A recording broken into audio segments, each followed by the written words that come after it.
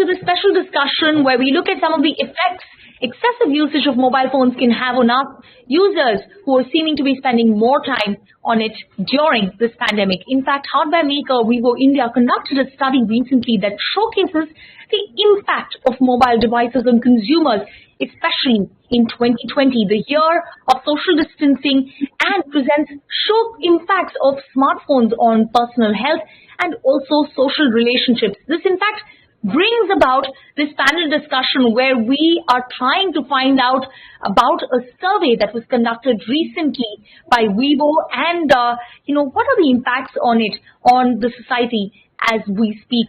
Joining me right now on this panel is Nipun Maria, Director of Brand Strategy, VIVO India, Dr. Sunil Mittal, Chairman, Cosmos Institute of Mental Health and Behavioral Sciences, General Secretary, Caring Foundation, Director, Asia Pacific, World Federation for Mental Health, and a patron of SeekMed. And also we have with us Noanil Chakravarti, author of several books which are all about in the OTT web series, and in fact it's going to become a web series very soon.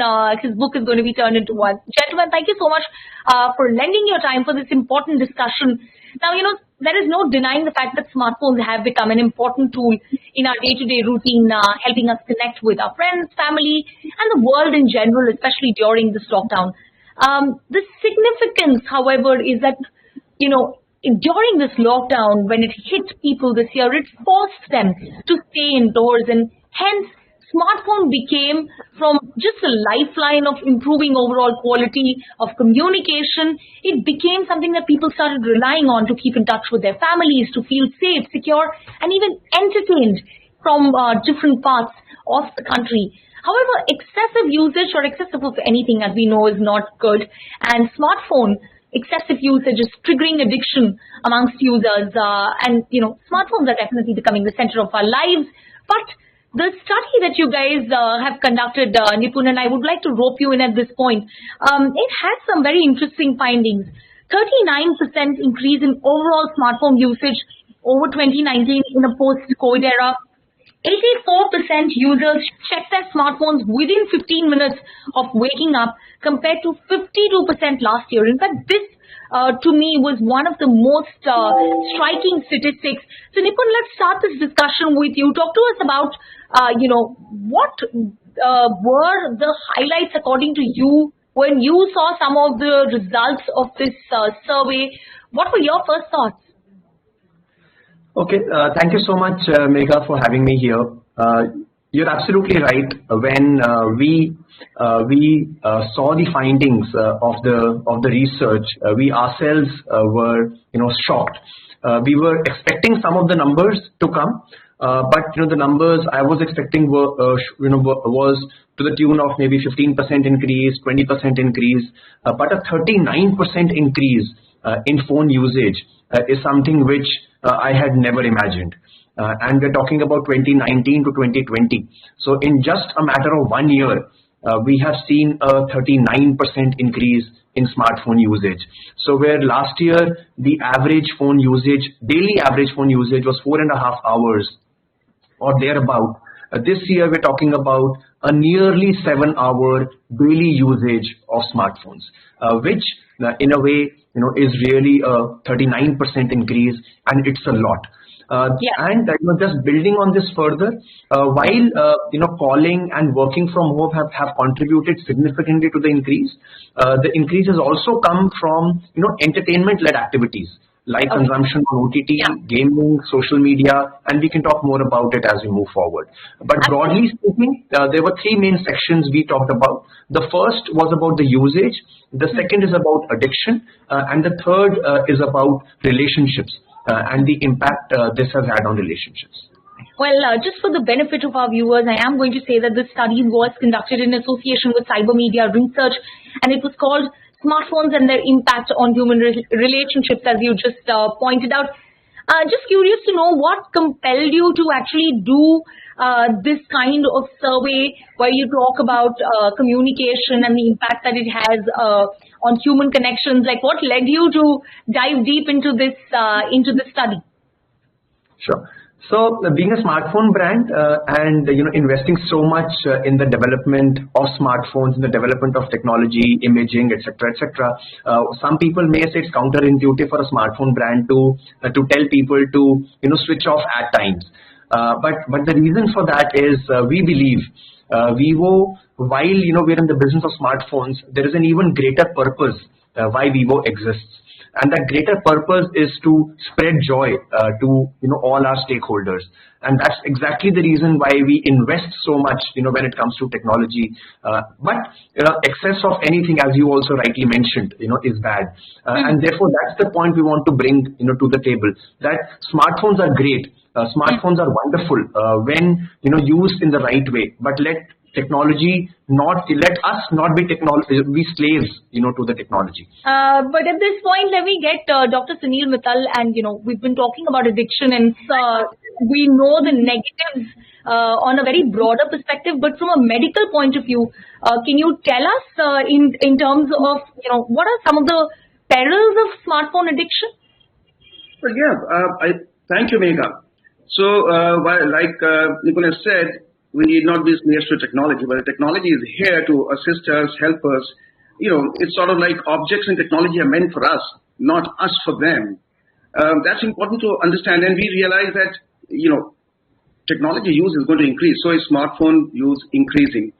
This survey figures I was going through, and we see that almost 66% believe that smartphones improve the quality of their life.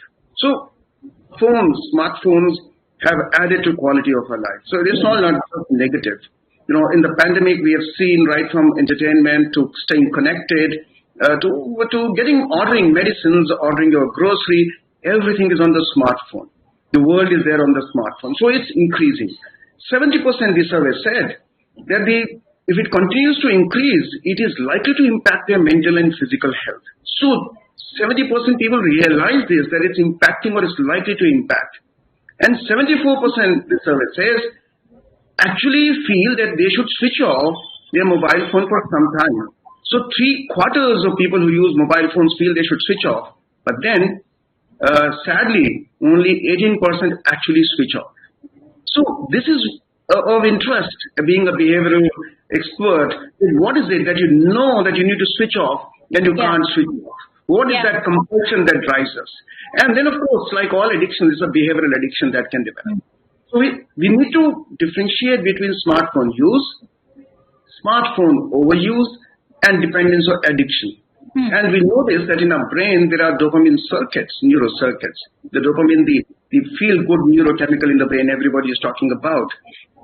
So once you get a reward, there is a drive that builds up. And you want to do that activity again, whether it's eating a pleasurable recipe or visiting a nice place that gives you a high, meeting a person who makes you feel good, and here is a reward on your palm. You get it instantly. You don't need even to wait for it. So there is a sort of a feedback loop that sets in. You want to do it more and more. You need to stop, but you cannot stop.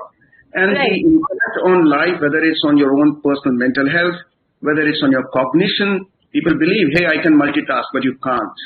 You can't be on a plane. And then it affects your sleep, physical health, everything. Yes, please. Absolutely. I mean, I still can't get over, I think it was the CEO of Netflix who had once said that their biggest competitor is not another OTT platform, but it's sleep. And, that goes on to say about how addicted all of us are. And at this point, let me bring in Nominee. Nominee, it's not just about the fact that we're using our phone, but the fact that what we are using it for, and content creators are more and more moving away from the traditional ways of, even publishing is moving away from that, right? We're all moving to e-publishing. We're recreating content to feed users further into this addiction and into this fact that they are able to spend more time on screen. Of course, there is an aspect of sheer convenience and connectivity, but we've been able to by now establish that there are long-term implications of that as well. Yeah, absolutely. Firstly, thanks, Megha, for having me on the show. And one of the statistics that Vivo India shared that excited me or interested me, and I was into it, was 80. They said that 80% of the users they think that fun and entertainment come into their lives because of smartphones, right? So I was just wondering if 80% of the people surveyed believe that, then there's so much less happening in their real life. Maybe that's why they think that the fun and entertainment will come from that device, small device that they, are so much attached to. And I think, and this is my personal observation because I'm a writer, so I keep talking to a lot of people and try to understand pattern in human, psychology. So I came across this realization that a lot of people somewhere are, because so many things, as Dr. Mittal rightly said, that so many things are there on the phone, that first it becomes a compulsion to go there, because when, for example, during the lockdown, I didn't know from where to order my grocery, etc., etc. So I had to go to an app to order it. Now, slowly, without my realization of it, that compulsion, I become compulsive about it. And that's exactly what I also do. I mean, 15 minutes is a long time. I do it within 2 minutes. Like, the first thing I do is just open my eyes and check on the phone. So that's what happens. And I think I'll take a step back from this, and I will also try to focus on one point that I think we generally don't confront when we talk about these things, is the fact that, and this is my completely personal observation, as a generation, as in my generation and a generation next to me, I think we are less on self-control. Like, our previous generations had more self-control, and the more we are getting compulsive about these devices and the apps and gaming and whatever that's booming right now, I don't think we will all want to not use it, because we all know that it will affect us, but I don't think we'll be able to end up not doing it. Okay, we will have to slip into a quick break, but don't go anywhere. We will continue this discussion on the other side. Stay tuned.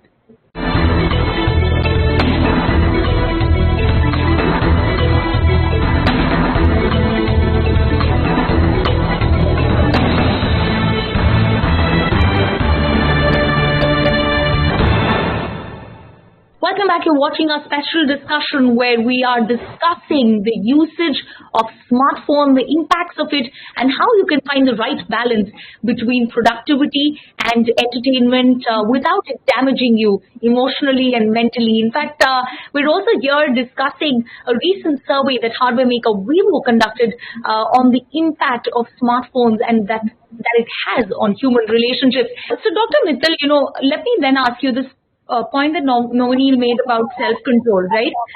It's clear that many users have come across and said that eventually social media and this excessive usage of phone, which they are not able to control, is taking a toll on them mentally and emotionally.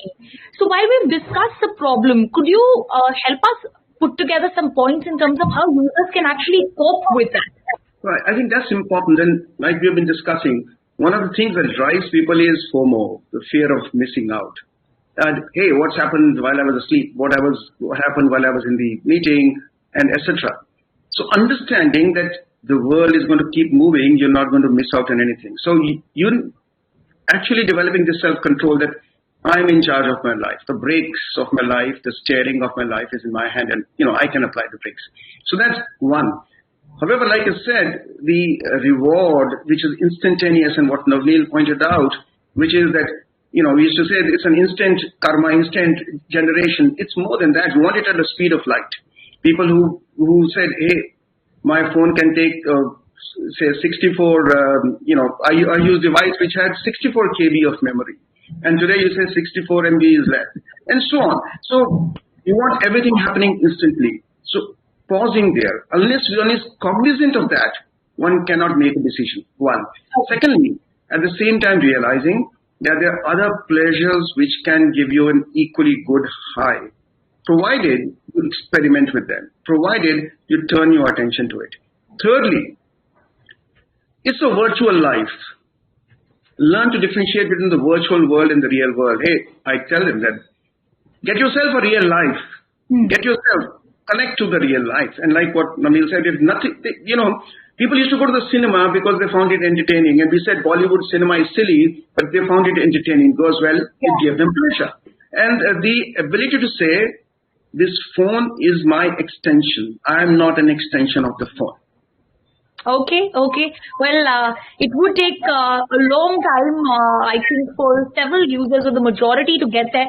Nipun, let me also quickly bring you in at this point. You've done this study. You know the impacts that it's having on users.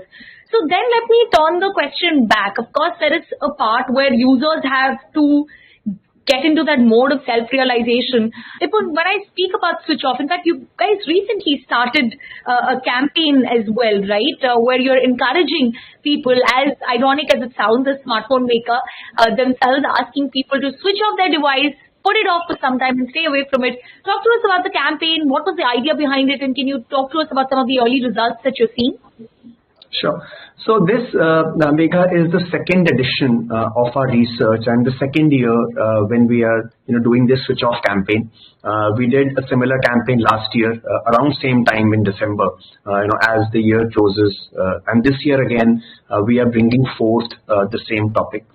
In fact, this year, what we've also said is that while a lot of us spent 2020 together, but did we really spend time together? That's the thought of this year's campaign. Okay, let me now get Dr. Sunil Mittal at this point. Definitely the screen time for all of us has increased and it has accelerated, and that is because of the environment and the current situation that we are in. And so what can we at this point do to adopt some of the practices so that we don't end up seeing long-term damages? This is an important question which strikes everybody, that I want to do it. How do I go about it? In the family, there are lots of things, activities that can be done together. And, you can't be just sitting with your children, since children are also impacted.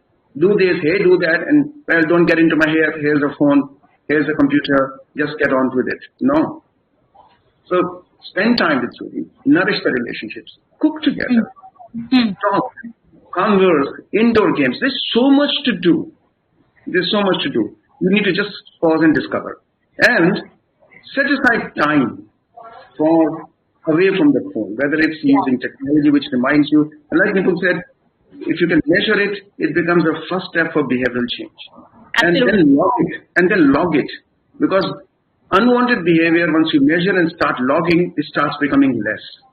Yeah, I understand, Dr. Mittal, what you're saying at this point, but I couldn't help but think you said there are several things that you can do. Listen to music, read a book, cook something. What do we need for all this? Our phone.